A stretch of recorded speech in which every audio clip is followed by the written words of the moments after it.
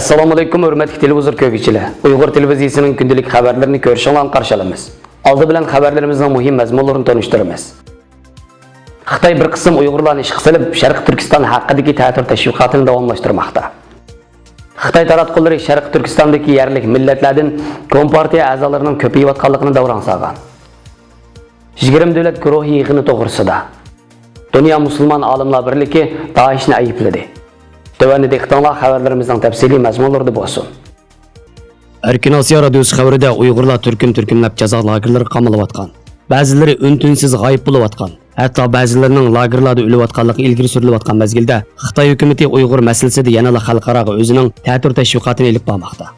Xitoy xalq gazetining 1-iyuldagi ingliz soniga besilgan Zulhayat Ismoilning Şinjandagi har millat xalqi kishilik huquqdan to'liq bahramon bo'lmoqda nomli maqola shuning isboti. Mazkur maqolada Xitoy hukumatining Sharq Turkistonda yurgizayotgan atalmish yumshoq qo'l siyosatlari bir qancha nuqtadan maqtab tushuntirilib, Xitoy hukumati rayondagi millatlarning normal haq huquqini qo'g'dash haqida maxsus qonun nizomlar e'lon qilgan ekan. Yaqindan buyon e'lon qilinayotgan doklad va maqolalarda Sharq Turkistondagi milliy ma'rif va til yoziqning Xitoy hukumati tomonidan qattiq cheklamaga uchrab, yo'qolish girdobiga berib qolganligi ma'lum bo'lgan edi. Halbuki xalq gazetida e'lon qilingan mazkur maqolada Xitoy markaziy hukumati bilan Uyg'ur avtonom rayonlik hukumatining rayondagi yerlik ma'rif uchun 81 milliard 30 million yuan xalq puli mablag' sog'anligi, millatlarning o'z ona tili va yoziqini qo'llanish erkinligining to'liq kafolatga erishayotganligi jar solingan. Xitoy hukumat taratqularida Uyg'ur diyoridagi normal diniy faoliyatlar bilan shug'ullangan Uyg'ur va boshqa yerlik millatlarning atalmish oshqon ideya bilan yo'qimlanganligi tashviq qilingan edi.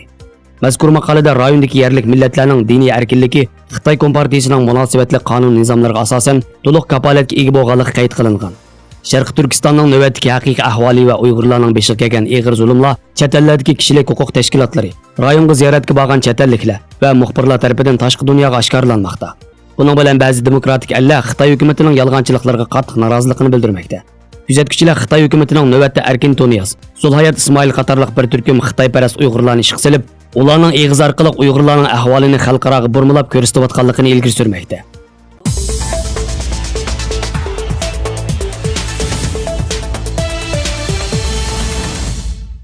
Xitoy taratqullari Sharq Turkistondagi Uyg'ur va boshqa yerlik millatlardan kompartiya a'zolarining ko'payayotganligini davron solgan. Tangritog' to'rining 1-iyul sonida e'lon qilingan xabarda 2018-yil 31-dekabrga qadar Xitoy kompartiya a'zolari 1,612,400 odamga yetgan bo'lib, buningda rayondagi yerlik millatlar 622,500 odam bo'lgan. Bu umumiy sonning 61,38%ni egallagan. 2018-yil 1 yil ichida taraqqiy qilgan Xitoy kompartiya a'zosi jami 76,862 odam bo'lib, buningda Uyg'ur, Qozoq va boshqa yerlik millatlar jami 43,997 odam bo'lgan. Bu umumiy sonning 24,57%ni tashkil qilgan. Yaqindan buyon e'lon qilinib kelayotgan dokladlarda Xitoy kompartiyasiga jon dil bilan ishlagan Uyg'ur va boshqa yerlik xalqlarning Xitoy hukumati tomonidan 200 deb sanalib jazoga hukm qilinganligi oshkorlanmoqda. Bu shundoq bir ahvolda Xitoy hukumatining rayondagi yerlik xalqlardan kompartiya a'zolarining ko'payayotganligi haqida xabar berishi kuzatuvchilarning diqqatini qo'zg'amoqda.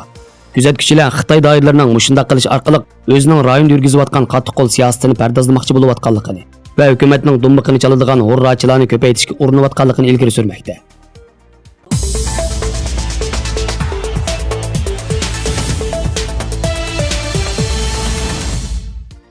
Dunyoning siyosiy, iqtisodiy vaziyatiga ta'sir ko'rsatadigan sanoatlashgan 20 davlatning bosh qo'shishi bilan yilda bir qatim ichiladigan 20 davlat guruhining oliy darajali uchrashuv yig'ini 28-iyun kuni Yaponiyaning Osaka shahrida ichilgan.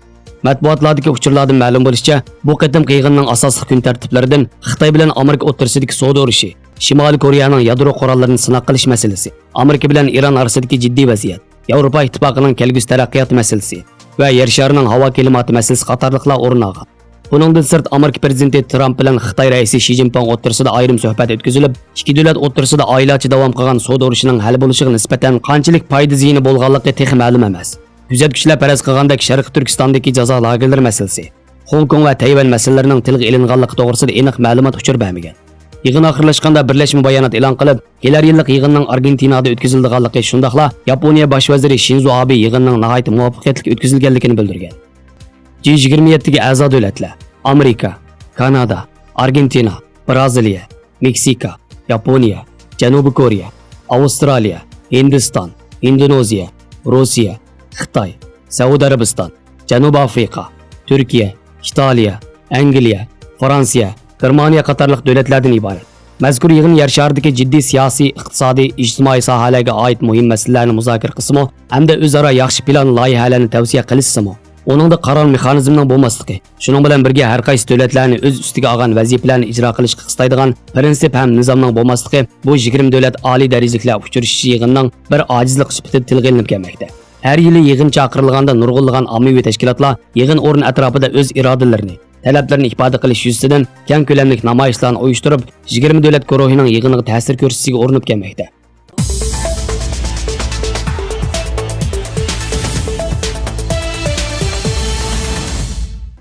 Tunisning poytaxtida 30-iyul kuni birla vaqtda 2 odam bomba hujumi yuz bergan va hujumda 5 soqchini qo'shganda jami 8 kishi hayotidan ayrilgan.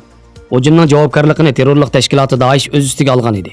Dünya Müslüman Alimlar Birliği tarafidan e'lon qilingan yozma bayonotda Tunisda charlashgan bir soqchi avtomobilga va qurolli qism tarafidan ishlatilayotgan bir markazga qilingan odam bomba hujumini ayblab, hujum qiluvchilarning mayli kim bo'lishidan qat'iy nazar bu bir jinoyatdir, terrorlikdir va gunohdir. Barliq diniy qonunlarga va xalqaro qonunga binoan qon to'kishning harom va cheklangan ish ekanligi qayd qilinib, Dünya Müslüman Alimlar Birligining mayli sababi nim bo'lishidan qat'iy nazar terrorlik va zo'ravonlikqa qarshi ekanligi ta'kidlandi. Xabarlarimizni ko'rganingizga rahmat. Ko'rishguncha omon bo'linglar. Xayr xo'sh. Allohga omonat.